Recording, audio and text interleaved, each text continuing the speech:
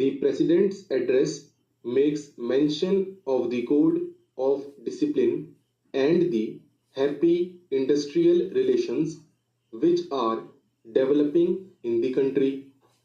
This code of discipline is a very good thing, but I am sorry to say that the success claimed for it has not come as yet. The employers in the country have not accepted this code of discipline in its spirit. They have not accepted it voluntarily. They have not shown by their conduct that they understand and appreciate the spirit of the code of discipline, and something will have to be done about it. The code of discipline can bring about better harmonious relations.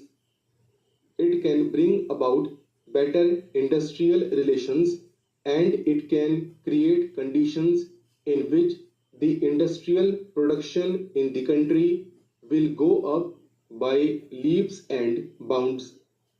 Industrialists in the private sector and some of the bureaucrats in the public sector do not accept this code of discipline, and unless the Ministry of Labor does something which would make the non observance of this code on the part of the employers a penal offense, I am afraid the spirit of the code would be defeated.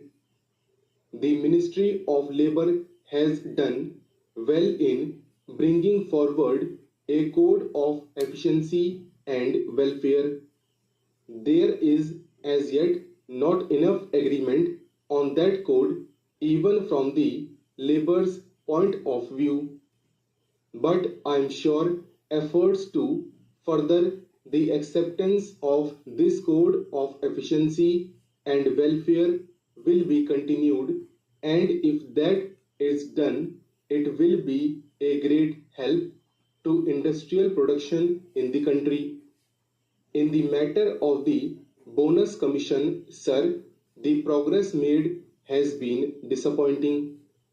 It was as early as January 2011 that the Honorable Labour Minister announced the appointment of the Commission.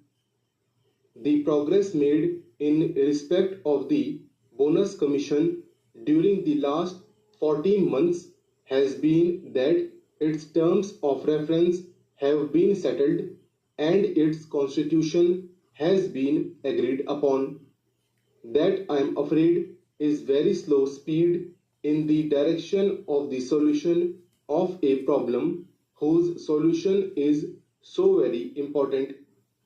The President has correctly mentioned the great objective of securing workers' participation in the management and the establishing of joint management councils. But the most important thing is that the gains or the profits should be shared by the toilers. A share of the produce of their toil should come back to those who toil. The acceptance of profit sharing is an old thing.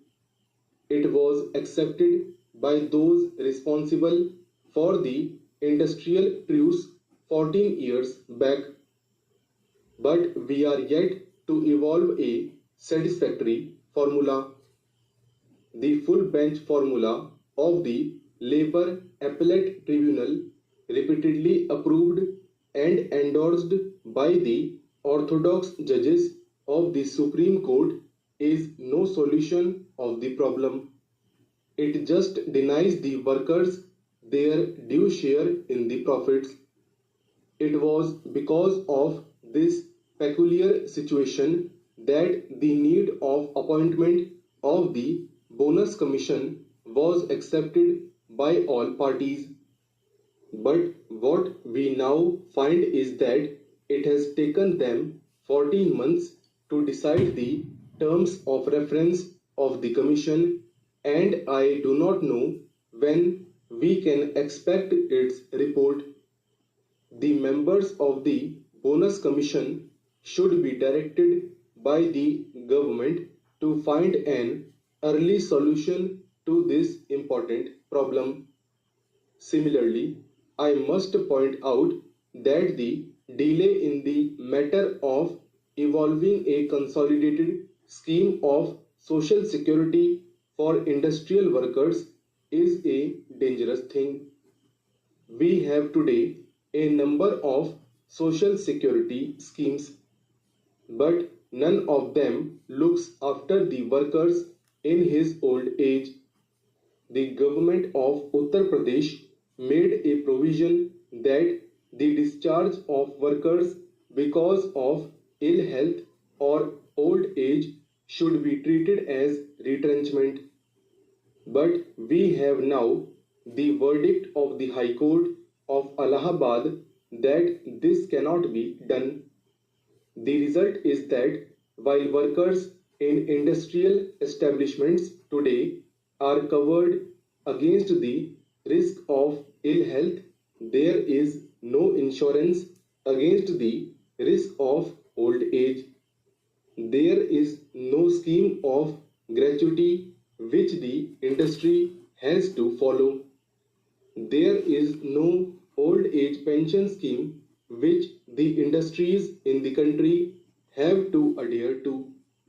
The result is that there is a big gap or disparity in the lives of the workers who are in employment and those who are out of it, particularly those who are thrown out of employment because of old age or continued ill health.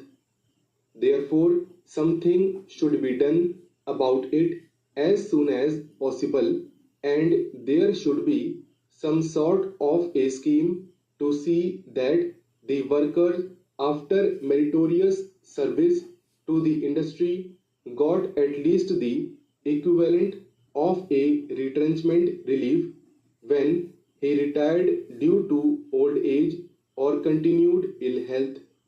That is a pressing problem.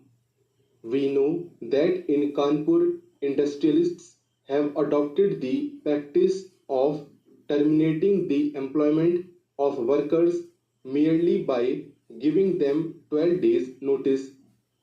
The worker is told that he has been found to be unfit.